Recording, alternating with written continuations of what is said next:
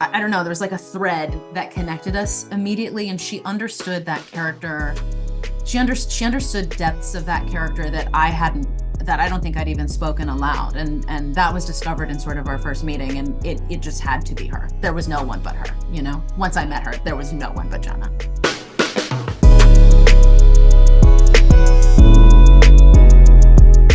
Hi, Jana. Hi, Jay. Thank you so much for your time. Of course, thank A pleasure to talk to you and to meet you. you as well.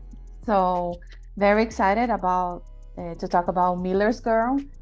So congratulations! Now was premiere at the Palm Springs International Film Festival, Thank you. and it's been kind of a journey, right? Since the movie get out of the blacklist.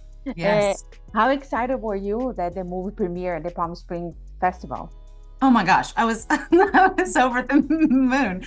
I just didn't, I didn't expect it. Like we're a small movie. I'm a first-time director. I Palm Springs was so wonderful, and everybody there was so wonderful, and I'm flattered, and I'm kind of gobsmacked, like I'm still a little like shucks about it. I know. I can only imagine. And can you tell me a little bit about the inspiration for the script? Sure. So it originally was a play that I wrote. I was an actor living in New York City, and this was during the recession or right after the recession, and I couldn't get a job. And so I asked myself, what am I going to do with my certificate of participation from an acting school? So I thought I would write. And so I called one of my very best friends. Her name is Julianne. She's an extraordinary actress. And I knew that I wanted to build something around her. So I asked her if she could play any character, who would she want to play? And she said Rhoda Penmark from The Bad Seed. Now, I don't know if you remember, but Rhoda is a psychopathic killer child. So I knew, and Julianne is quite petite. So I was like, okay, because in a play, I was like, right, I'm going to write a young woman who is a villain. And that was in 2011. And then in 2016, as the story had developed, I had written Cairo as a villain. And then in 2016, when Me Too happened, I was like, oh my God. Like suddenly I was like, oh no, I've written two villains, not one, but two. And I hadn't realized, because of course, my journey with Me Too and my internalized misogyny, that I couldn't see what John was, and he was right in front of me. So I'm still learning things from the script, which is really exciting. But what ended up happening was that I suddenly now had a script that didn't have a binary of perfect villain or perfect victim. I had both characters who exhibit both of those things and who exist in the gray. And it ended up becoming very, very rich, and sort of that voice of my learning curve through Me Too and the resurgence of the feminist movement is Beatrice, Jonathan's wife, who has some real zingers in there. She does. She is my favorite character that I've ever written. Beatrice is.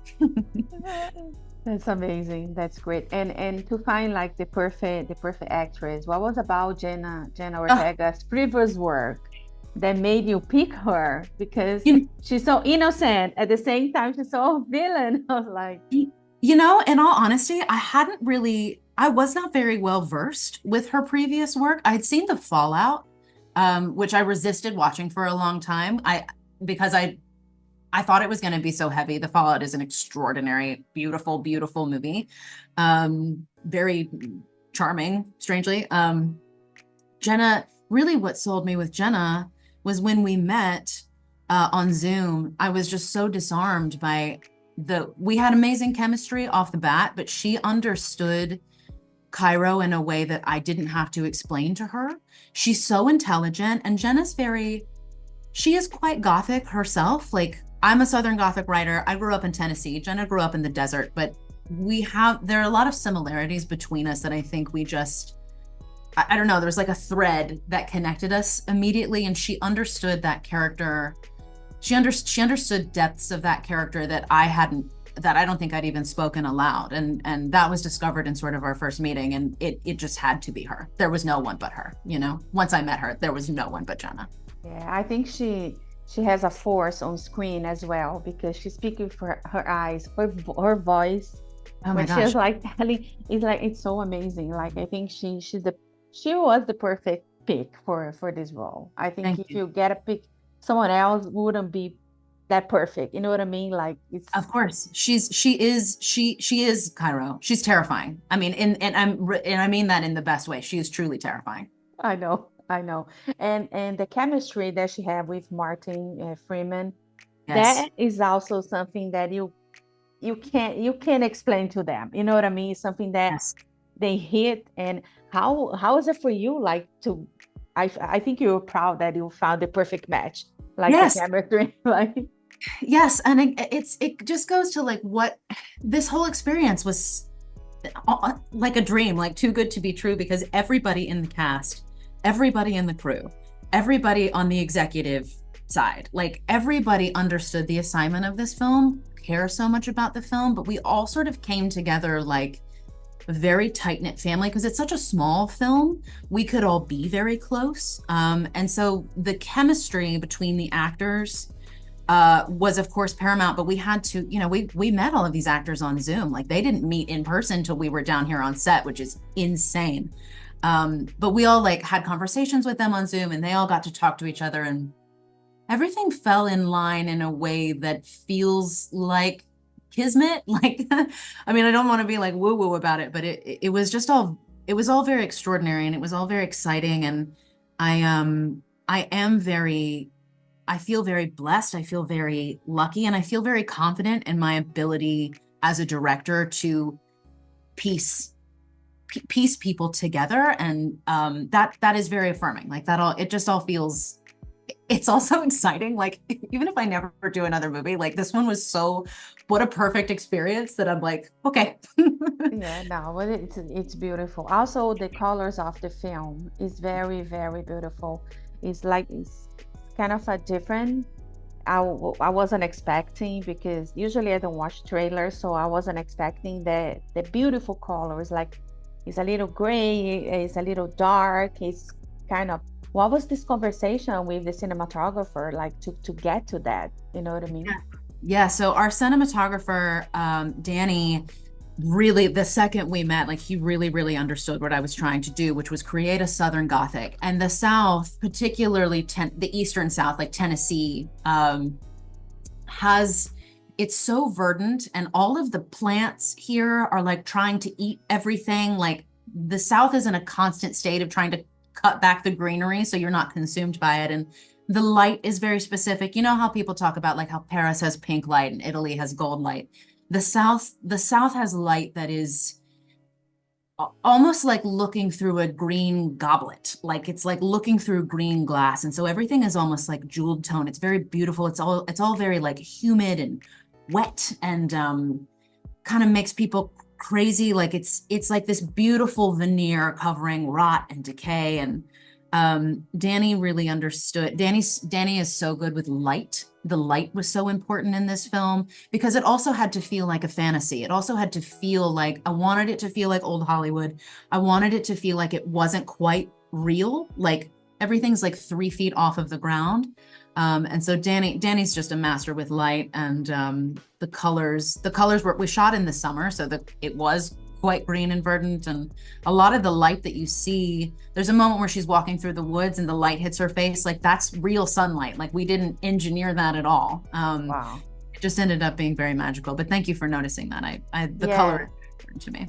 Yeah, no, and then I noticed when the Martin Freeman's character, he's inside the house, is more like warm color. And then when Jana's is there, Cairo is walking at the football field, is more, that one's like so smooth. I love it.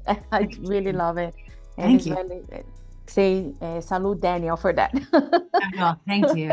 And also the music from Eliza, it's a big part of the movie. How was Yeah. I working with her? So, Elisa Samsel, Elisa, sorry. no, it's okay. It's okay. She is my best friend from acting school. We went to the same acting conservatory.